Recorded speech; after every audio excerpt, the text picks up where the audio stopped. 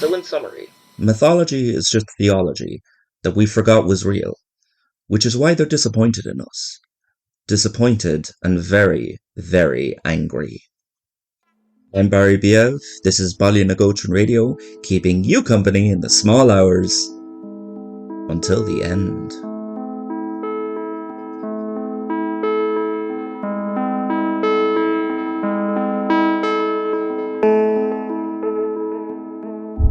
Everybody, we have heard your calls. We're not ignoring you. We know that there is a humming underneath the town. Even the last couple of nights I've slept in the station because sleep is a precious commodity to me. We won't talk about it tonight, but the reason for that is we feel like to do this justice and to do you justice, we would need a full show to talk about it, talk about how it's affected the people, potentials that it could be. So we're not going to do it tonight. Maybe on the next show or the next show afterwards. What I do have is we've got a new member of the station, and Alice Walters, lovely woman, said in her cover letter that she'd bring biscuits, brought biscuits, already a shoe-in. But she's out on the street at the moment tonight, and she's doing research onto this. We will talk about it, and we will make sure that our voices are heard. Also as well, no better time than now to introduce Alice. Welcome to the team. It's a joy to have you here. Since we're all up late tonight because of the hum, let's talk about the strange things that happened in the town today. Which, surprisingly, is more than you think. There was the man standing outside the shops, and of course, people asked who he was. And anyone who did would be told that they already know his name. The man whose name you know just sort of stood there and he soaked up the sun through the glass roof. We can't be sure who discovered his amazing ability, but it probably started with someone complaining about how they move stuff around in the shops. I hate when they do that, but there is a reason. You see, if shops never rearrange themselves, you always know where the bread or the milk or the sweets are, which means that you spend 5 or 10 minutes in the shop because you know exactly where everything is. By moving things around, you have to look, and then you find stuff like detergent that you need, or you pass by a paper that you want to read. And you realise then that it's amazing the things that you'd find when you have time to wander. The man whose name you know stood outside the shop while someone probably went, "God, I wonder where that bread is." And then he would say, "Aisle 3. Because he knew things. He knew where the bread was, where the drinks were, if they had Stuart Little 2 on DVD. He knew a lot more than that. But we'll get back to him in a moment. Because he was not the only strange character in Baile Na Gótrin today. I met Stephen Thompson while he was on his run and I was on my walk, I think, hot take here, I think that makes me just as fit as him. We both go the same route, we just do it at different speeds. He lapped around the woods, so did I. Flawless logic. Anyway, I met Stephen and he had just fallen. So I said, "Do you know what happened?" And he looks around and he goes, yeah. And then I asked him, was he okay? And he said yes, but he had a smile on him like he'd never seen a set of trees before. And now he was slap bang in the middle of a forest. He snuck back home, he changed his clothes, and he had the most important day of his life. Okay, more strangeness going on, I guess. So, on the Baile Na Gótrin Facebook page, people are taking pictures of some strange... Okay, it's carving into a stone of a pyramid that's tilted, and on the underside you can see sort of inscriptions. I don't know that language. But yeah, at least 2 places, Mrs. Dove's home and Doyle's Butchers, have both noted that this symbol was carved into their stone of their building. Stop, you're damaging public property if you're listening.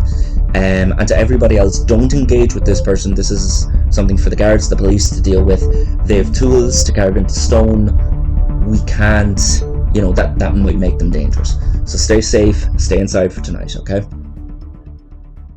Back to today, Kathy Durrett. We all know Kathy. She can't make much distance in her old age.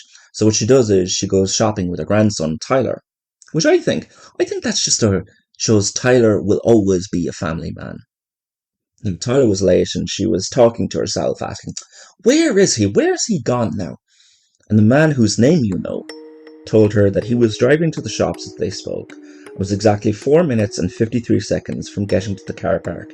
He would spend another 7 minutes and 2 seconds finding a space to park and getting to Kathy. So he was exactly 11 minutes and 55 seconds away. The man whose name you know didn't just know where the bread was. He knew where every conceivable thing was at any given time. And news travelled fast about this town's new resident. It even travelled to me, and I'm going to be honest, I did have a question for him. Because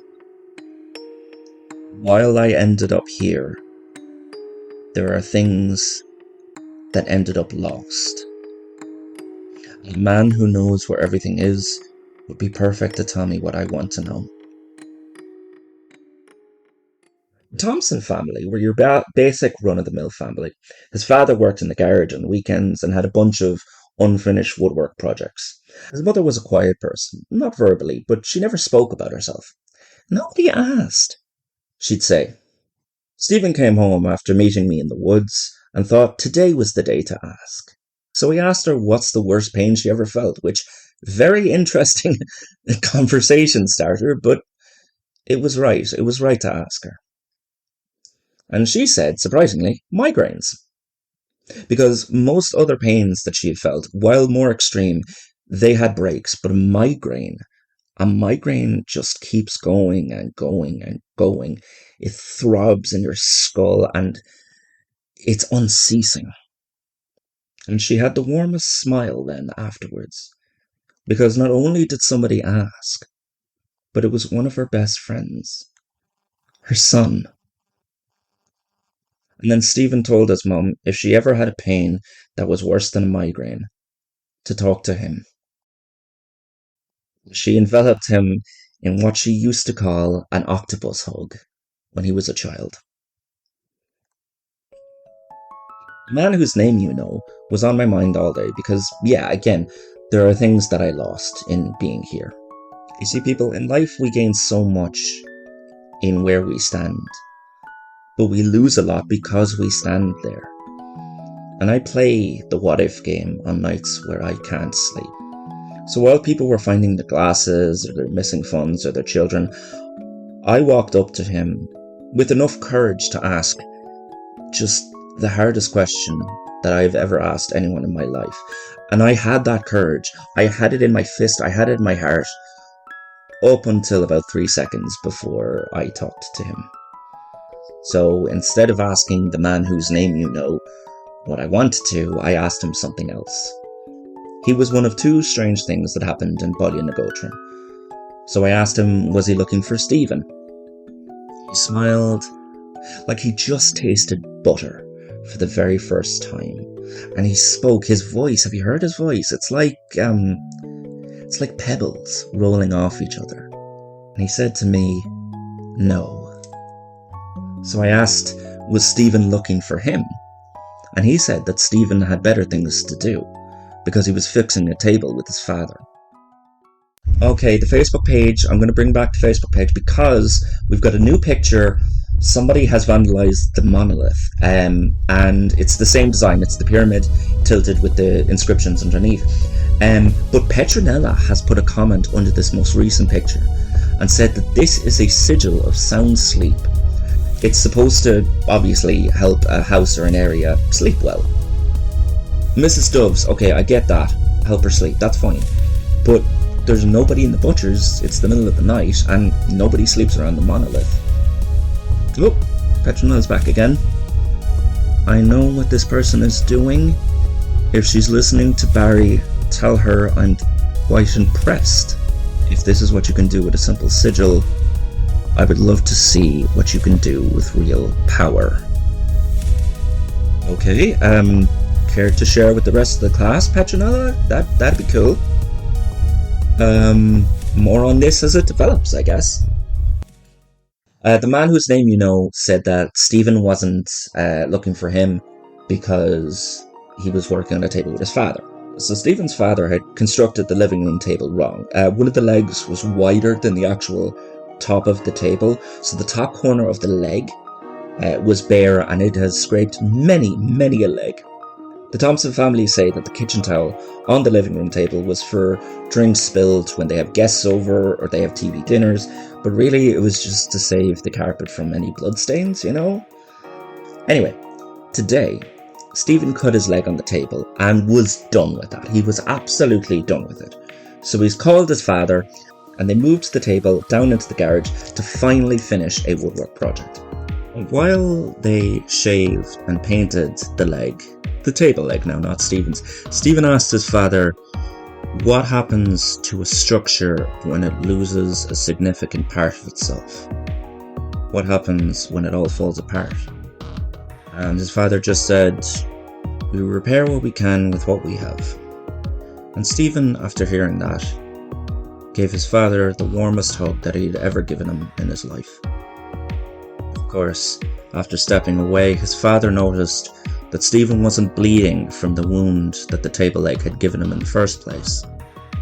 Stephen started to go to leave. As he grabbed his coat, his mother felt the precursor to a migraine, that warm throbbing, but not in her mind, her heart. So before he left, his mother goes, don't go to the woods today, Stephen. Not today.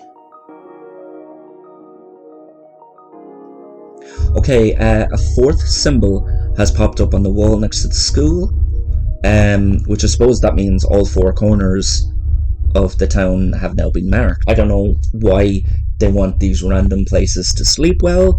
Hopefully, maybe we're going to get a video or some message from a vandalizing group somewhere. Also, in more promising news, we're getting texts now that all the humming has stopped. Nobody knows where it came from, but with any luck, as much as I hate sending my own people on a wild goose chase, I think we as a town would rather a bit of quiet as we slept tonight. Don't you? The man whose name you know stood patiently as I tried to muster up the courage to ask him what I actually wanted to ask him. And Stephen helped, because he had turned up then and there. So the man whose name you know said I was out of time, and that if I was ever going to ask him, I would have to ask now, or I was never going to know. People, I love Baile Na Gótrin, but I've loved other things before, and I've lost those things. And if the man whose name you know knew where every conceivable thing was, I wondered, did he know where things weren't? Where things would have ended up if they didn't end up here? So I asked him if I had never come to Baile Na Gótrin, if this town had never taken me, where would I have ended up? Of course, the man whose name you know said I would have been in Waterford. Which, technically he answered my question, but then I had to ask another, obviously, because that's just not an answer, and I just went, okay, but would I have been happier there? And the man whose name you know just shrugged and said, you'd be in Waterford. I suppose he knows where things are, where things go, not how things feel. Stephen was then asked, did anybody realise what had happened today? And Stephen said no, the closest person who had come to understanding was his mother, who said not to go to the woods that I had seen him in that morning. The man whose name you know ushered Stephen away from Baile Na Gótrin, away from all of this, but not before saying, of course she did. That route is more treacherous than people realise. People slip there. People fall there. People can even die there.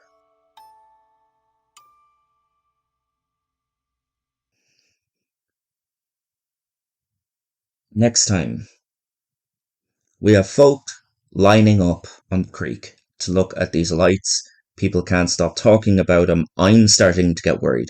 But luckily for all of us, concerned citizens, we have Fionnuala Longheart from the water company coming in next time to tell us all about this, and should we be afraid? I don't know.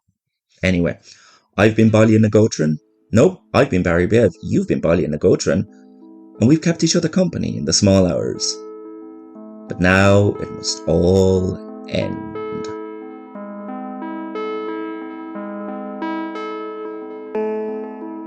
You've been listening to Baile Na Gótrin, made by me, Jacob Wordsmith. If you enjoyed this episode, there's appropriate buttons to press and boxes to write in to show your support. You can also follow the show on its socials, which are Baile Na Gótrin on Instagram and Baile Na Gótrin on TikTok. As well as that, if you want to get a closer look at the production, or maybe get involved in the production, the Baile Na Gótrin Patreon page is there for you. Oh, one more thing. Thank you for coming to town.